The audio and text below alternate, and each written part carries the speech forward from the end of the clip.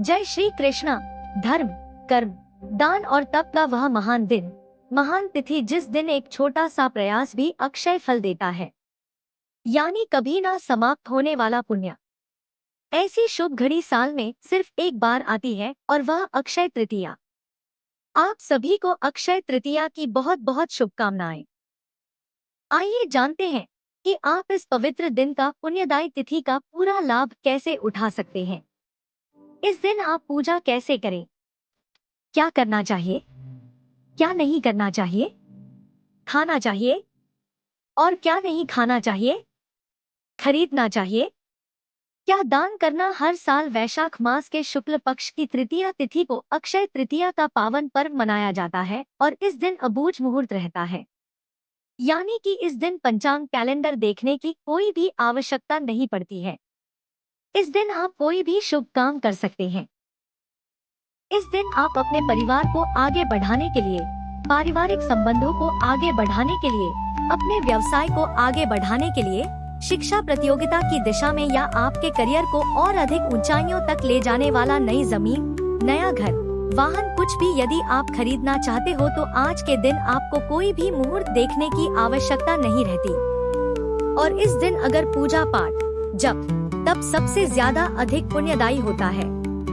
इस दिन किया गया दान। अक्षय तृतीया का महत्व ही दान करने का होता है, क्योंकि यदि पूरे साल भर में हम दान नहीं भी कर पाते हैं और एकमात्र साल भर में आने वाली अक्षय तृतीया के पावन पर्व पर यदि हम किसी पवित्र नदी में स्नान करके फिर दान करते हैं तो उसका अक्षय गुना पुण्य जीवन भर प्राप्त होता है।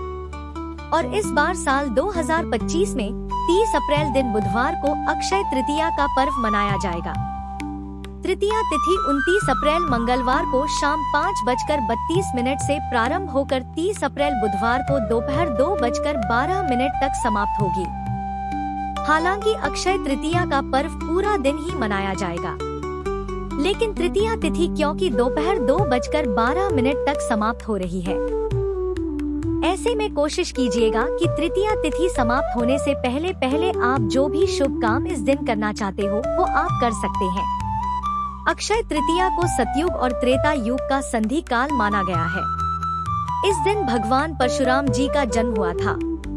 माँ गंगा धरती पर इसी दिन अवतरित हुई थी और इसी दिन पांडवों को अक्षय पात्र भी प्राप्त हुआ था और इसी दिन भगवान श्री कृष्ण के बाल सखा सुदामा की निर्धनता भी भगवान की कृपा से दूर हुई थी।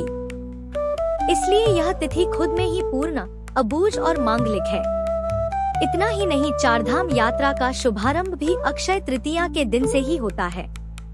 इस दिन किए गए जप, तप, दान और स्नान 1000 गुना पुण्य देते हैं। इस दिन नया वाहन, सोना, चांदी या कीमती वस्तुएं खरीदने का भी विधान है और इस समय सोना खरीदना सबके लिए संभव नहीं हो पाएगा। तो ऐसे में जो लोग सोना चांदी नहीं खरीद सकते हैं उन्हें भी अपने घर में सुख समृद्धि के लिए कुछ ऐसी शुभ वस्तुएं हैं जो इस दिन खरीद कर लानी चाहिए। सबसे पहले बात करते हैं पूजन सामग्री की। तो अक्षय तृतीया के लिए आपको जल से भरा एक कलश, साफ पीला वस्त्र, चंदन, पुष्प, गंगाजल, तुलसी पत्र, धूप, दीप, नैवेद्य, सत्तू, अक्षत, गेहूं, मूंग, कच्चा दूध, दही, घी, साफ मिट्टी या तांबे का कलश, सोने या चांदी सिक्का अगर ना हो तो आप साधारण सिक्का भी रख सकते हैं। और इस दिन क्योंकि विशेष रूप से माँ लक्ष्मी जी की कुबेर देवता पूजा जाती है, श्री कृष्ण भगवान की पूजा इस दिन की जाती है और आप इस दिन लड्डू गोपाल जी की भी पूजा विधि विधान से कर सकते हैं। पूजा करने से पहले स्नान करके साफ वस्त्र धारण करें। संभव हो तो किसी पवित्र नदी में स्नान करें, नहीं तो गंगाजल मिले हुए पानी से तो अवश्य स्नान करें। पूर्व दिशा की ओर मुंह करके आप पूजा स्थान पर बैठे कलश की स्थापना करें। बिल्कुल साधारण विधि से कलश की स्थापना कर सकते हैं और उसके ऊपर यदि हो सके तो पानी वाला नारियल भी रख सकते हैं, नहीं तो बिना नारियल की स्थापना के भी आप पूजा कर सकते हैं, स्थापना कर सकते हैं। अब भगवान विष्णु की तस्वीर या प्रतिमा आप स्थापना करें, साथ में मां लक्ष्मी जी विराजमान हो। कुबेर देवता का यदि कोई तस्वीर या प्रतिमा हो, यंत्र तो उन्हें रखें। धूप दीप जलाएं। चंदन, पुष्प, अक्षत और भगवान विष्णु को तुलसी पत्र अर्पित करें। भोग में आप इस दिन पंचामृत का भोग लगा सकते हैं। खीर, पूरी, हलवा का भोग लगा सकते हैं। और आज के दिन आप जौ सत्तू भगवान को अवश्य अर्पण करें। यदि आप कोई कीमती सामग्री, कोई सामान खरीद कर लाए हैं, कोई गहना आभूषण खरीद कर है, तो उन सभी की पहले गंगाजल छिड़क कर शुद्धि कर लें और उसे भी मंदिर में रखकर उनकी पूजा करनी चाहिए। आज के दिन आप नई झाड़ू खरीद कर ला सकते हैं। साबुत धनिया खरीद कर ला सकते हैं। कौड़ी या पूजा पाठ से जुड़ी हुई सामग्री खरीद कर ला सकते हैं। जो लोग इस दिन सोना चांदी खरीदने में असमर्थ होते हैं, उन्हें इस दिन कोई पीला वस्त्र चाहे तो आप एक पीला रुमाल ला सकते हैं। साबुत हल्दी लेकर आ सकते हैं। पीली चने की दाल ला सकते हैं। कौड़ी है। यहाँ तक कि आप इस दिन पूजा में काम आने के लिए मिट्टी दिए भी खरीद कर ला सकते हैं। यह ऐसी सामग्री है जिन्हें हर कोई खरीद सकता है। हर कोई चाहता है कि हमारे घर में धन का आगमन बना रहे, कि सुख समृद्धि में कभी कोई कमी ना आए। जिनके घर में बहुत ज्यादा नेगेटिविटी रहती हो, उन्हें इस दिन नमक भी खरीद कर लाना चाहिए। डली वाला नमक खरीद कर लाएं और नियमित रूप से उसका पोछा आपको अपने घर में लगाना चाहिए। ऐसा करने से नेगेटिविटी दूर होती है। आज के दिन आप पवित्र धार्मिक पुस्तकें ला सकते हैं और उनका दान भी करें। इस दिन क्योंकि सत्तू का सेवन और दान विशेष रूप से किया जाता है, तो आप जौ चने का सत्तू अपने घर पर लाएं। भगवान को भोग लगाएं। भगवान के भोग में तुलसी का पत्ता अवश्य रखें। अगर समय हो तो इस दिन श्री विष्णु सहस्त्र नाम का पाठ या आपने कोई गुरु मंत्र ले रखा हो तो उसका आपको जाप करना चाहिए। श्री सत्यनारायण भगवान की कथा का पाठ इस दिन पंडित जी के द्वारा कराने से या स्वयं भी पाठ करने आप और आपके परिवार जनों के सभी क्लेश समस्याएं दूर हो सकती हैं और घर में आपके सदैव खुशहाली बनी रहेगी। भगवान की पूजा करते समय सबसे पहले भगवान श्री गणेश जी की पूजा करें और उसके बाद ओम नमो भगवती वासुदेवाय नमः इस मंत्र का 108 बार जाप करें। समय हो तो श्री विष्णु सहस्त्र नाम का पाठ करें, भगवत गीता का करें और श्री सत्यनारायण भगवान का पाठ तो आपको इस दिन करना ही चाहिए।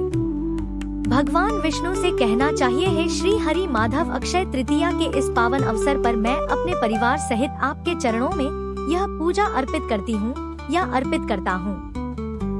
आप कृपया इसे स्वीकार करें। इसके बाद आपको कथा का श्रवण करना चाहिए और गाय को रोटी देनी चाहिए। अपनी सामर्थ्य के अनुसार इस दिन दान करना चाहिए। इस दिन विशेष रूप से अक्षय तृतीया की कथा सुनी जाती है। सबसे अंत में भगवान विष्णु की और मां लक्ष्मी जी आरती उतारी जाती है। कपूर जलाकर आरती उतारनी चाहिए। कुबेर देवता की आरती उतारनी चाहिए।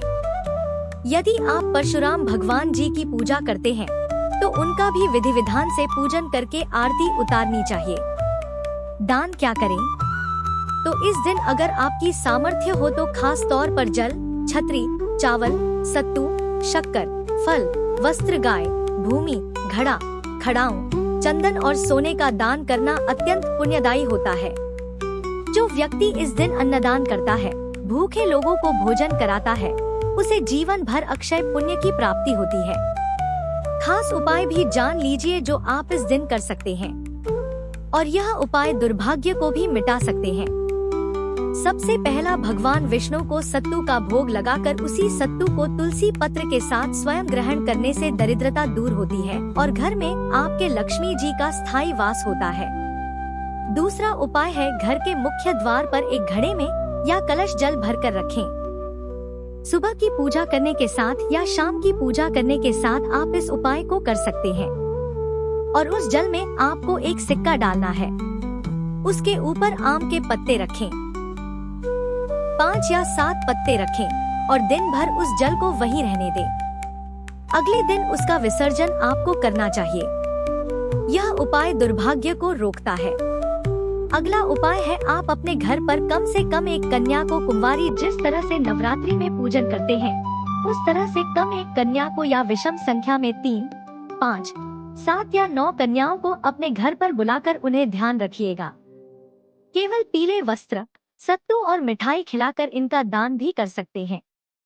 ऐसा करने से संतानहीनों को सुख मिलता है, वैवाहिक जीवन सुखद होता है और घर परिवार में सुख शांति बनी रहती है। अक्षय तृतीया के दिन आप पीपल के पेड़ की पूजा करें। इस दिन दीप दान करना बहुत शुभ होता है। जितना हो सके आप दीप दान करें। तो पेड़ के नीचे दीपक जलाकर ओम श्रीं ह्रीं क्लीं महालक्ष्मी नमः का 108 बार जाप करें। धन आगमन के नए नए आपको अवसर प्राप्त होंगे।